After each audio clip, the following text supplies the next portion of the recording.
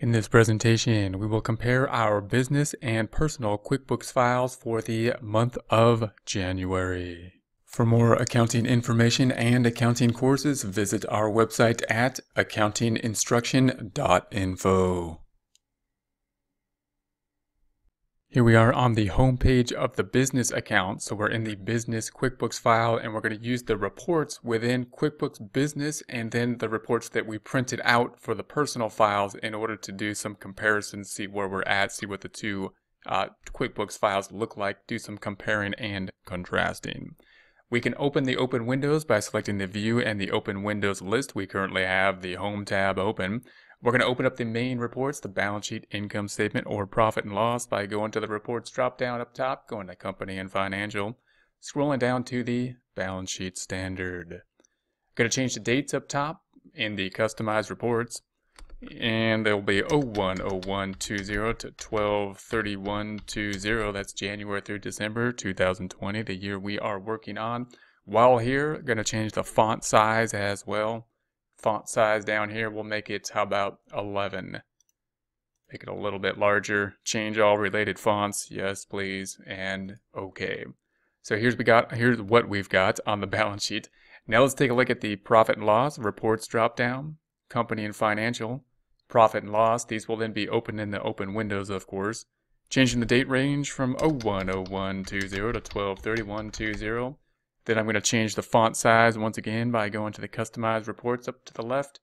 Fonts and numbers, you may not need to do this, by the way, but just is where we're going to do it if you would like to. And then we're going to just change that to 11 as well, and okay. Yes, and okay.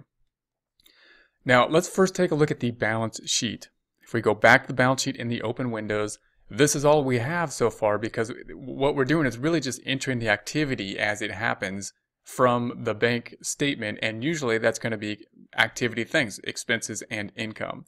So mainly we have just the checking account, the stuff that's going out of the checking account and into the checking account, and then we have the equity account, which is the other side of the checking account. Now you might think, well, what about other stuff on the balance sheet? If there's anything on the balance sheet prior to when we started entering this data, such as if we own a building or if we own equipment that's on the books already, then we'd have to go in there and add those balance sheet items. What we're doing right now is starting from this point forward, tracking the activity by looking at the bank statements, and that being the cash flow activity more on a cash basis. That's how we've been entering the data here. And therefore, we have basically the checking account, and we have everything else is in equity somehow. Part of it being net income, which is the 853. If we go to the profit and loss, there's the 853, back to the balance sheet. And then the other being the investment, which we set up separately specifically to tell us that that came from the owner. In other words, this is going to be what was going into the business checking account from the personal checking account, as opposed to this balance, which is going to be the rolling of the income statement over, in our case, the beginning balance where we started, and then the net income, which is going to roll into the owner's equity. So it's all equity, meaning the equity is going to be the same as the assets because we have no liabilities on the books at this time. We want to compare this account to what's on the personal records now. So if we go back to our reports, then we're going to say, okay, we have this report on the personal records. We've got the balance sheet that we printed out from the personal account, and we can see that we have a similar type of information. We've got the checking account, and then we've got this due from business. That's what we have transferred, or from us, the personal account, to the business, and the business owes back. Let's look at the detail for that, which we printed out, and that's going to be the detailed report here. We had a check that we wrote to the business, 2,000. That's reflected on the other side, on the business side. What's not is this 370. This 370 is something that we paid out of the personal account, which should belong on the business. So we want to make sure to get this expense then on the business somehow. And so that's what we need to do. That's going to be kind of our challenge that we need to do at this time. One way to think about that is that we need to get this owner's investment account to match the personal account that was given on the personal side. And if we do that, then we have this transaction between the two in balance. Now we can't use the checking account as we have through all of our transactions because we paid it out of the personal checking account. So how can I change this? I can't go to the register. We can use a different register or we can use journal entries. We'll use a register here. So to do this, we're going to go to the lists up top. We're going to go to the chart of accounts. Now, there's a register for every balance sheet account. The expense accounts don't typically have the same type of register. If you double click on them, they give you a report, closing this back out. But the balance sheet accounts, if you double click on any one of them, that being anything down to the income statement, they'll typically give you a register. So in other words, if we think about this statement, we can say, okay, well, 370 was to Office Depot. That's going to be office supplies. And so we could go over here and think, well, I should double click on office supplies and I need to increase that expense. But I can't go to the register there because it's a temporary income statement account. What I can do is go to the equity account that we set up, investments, and use that register. So if I just double click on that from the lists, we have a register that looks similar to a check register, but it's for a different account, this being the equity account. And what I need to do is make this 2000 go up to match what's on the personal. So I can go back and say, okay, well, what's the date that we did this? It was on 125. So we'll make this 012520. So January 25th, 2020. And we're going to say that it is an increase and the amount is going to be for 370. So we'll say 370. And the account is going to be, now I'm going to put it into an expense account, which is, let's make a office supplies. It's already there because we used the accounts from QuickBooks. So office supplies and tab. And then in the memo, we should probably put something paid from personal checking account so that we can say, hey, you know, we're fixing this. It was paid from the personal checking. Enter, and that should do it. If we close this back out, then close this back out and go back to our balance sheet, now that amount should match. So when we have these two accounts, this will help us to basically say, okay, if we reconcile both the personal and the business, we'll be able to find those items that we either paid out of the business on the personal side, or we paid out of the, if we may have paid something out of the business that should have been personal, or we may have paid something out of the personal that should have been business. If we can reconcile these items, then we'll find those transactions, and that's just another thing that QuickBooks can allow us to do to make sure that our records are more accurate. So now this matches what we have on the personal side of the 2370. And now if we go to our, if we double click on that, we get our detailed report. One's a transfer and one's a journal entry. So this is journal entry is what we added here. If we double click on the journal entry, it'll take us to that register. So journal entry is the default if QuickBooks doesn't have a form to go to. And so we'll close this back out. If we go to the profit and loss, then now we've picked up this office supplies that we didn't have before. So we picked up an expense that we're going to be able to record as a deduction on taxes probably. By doing that, we'd be able to we found that, which we wouldn't have found if we weren't doing our personal taxes probably as well.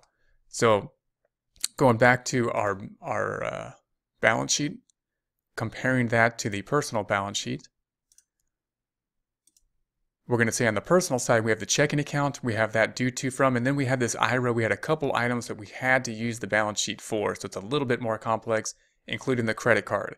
And that credit card problem, same thing could happen on the business if we have a separate business credit card. So, and then we've got the net. This is what the equity is. And you could think of it, this is like the net value, our net worth at this point. And again, we can't really, you might be saying, well, what about the house? What about the car? What about a truck that I own? All this stuff I have, it's not on here.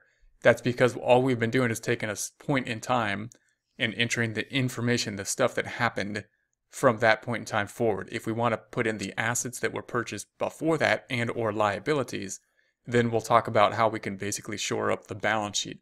What we've been working on is really performance numbers, which are the income statement, what's been happening over a certain time period. These balance sheet numbers we had to put in place because that's just part of what we paid, resulted in we paid for stuff that was balance sheet items. So again, we'll talk more about how to shore up the balance sheet later. We're talking about the income statement because that's usually what people use to basically think about what they're doing over time, how they've been doing over time, how can I judge performance over time, how can I budget over time. So now we're going to go back to our reports for the business in QuickBooks, and let's take a look at the profit and loss. So the profit and loss, pretty straightforward. We just have a small amount of business accounts, but you note that all the business accounts are, no matter what type of business, it should look pretty standard. We've got income, which could be called sales, fees earned, revenue, income.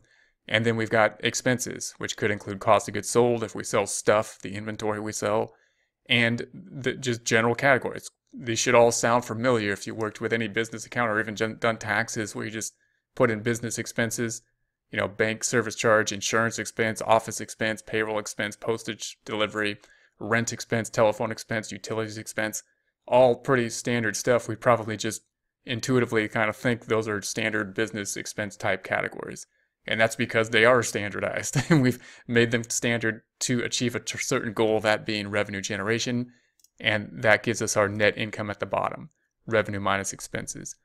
On the personal side, it's a little bit more messy, but at the same time easier and gives us some leeway because we don't have to justify our expense categories. We don't have, if somebody looks and all they do is tax returns for a business, they're going to look at a personal, we might do. I might look at a personal income statement and look inside, and that's just a mess. I've never heard, you got a category called Amazon and Audible and, charitable contributions and childcare and bar, pub, club cost. That doesn't make any, from a business perspective, you might look at that and say that doesn't make any sense. But just realize that that's because the standardized grouping of expenses for a business are standardized for business. And that's for the objective of helping to generate revenue. On the personal side, I don't have simply revenue generation as the goal. And therefore, my categorization is geared towards whatever my goal is. And my goal might be to track how much I spend on Amazon so I can budget better or how much I spend on Audible. And it might be that I don't want to group everything up into meals and entertainment, but rather know which exact place. I might want to say, hey, I spend too much money at this place. So maybe I want to break that out and say, give that its own expense category so I can track that particular time. And that's the beauty of the personal accounts, is that we can make all the personal accounts and they're all going to be expense accounts and they'll be formatted to whatever we want to do. If we want to track a specific thing, then we'll track that specific thing. And it might not be, and we're not tracking that specific thing simply for revenue generation. If we were, then we'd cut off all personal, anything that would be non-revenue, non-beneficial for profit generation. That's not the goal of the personal accounts here.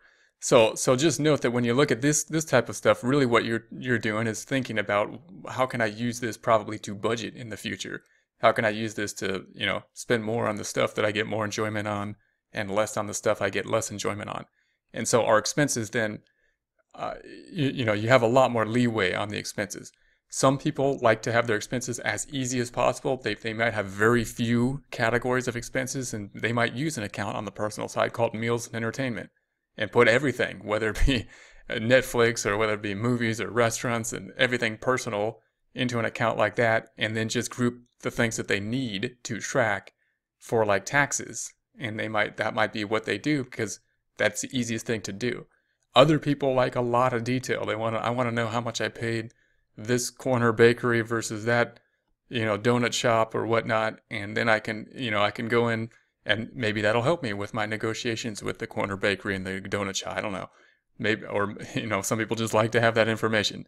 So you might want more detail on this stuff based on that information. So it's much more on terms of personal preference. And that's why when you talk about the personal side of things, it's more difficult for any software.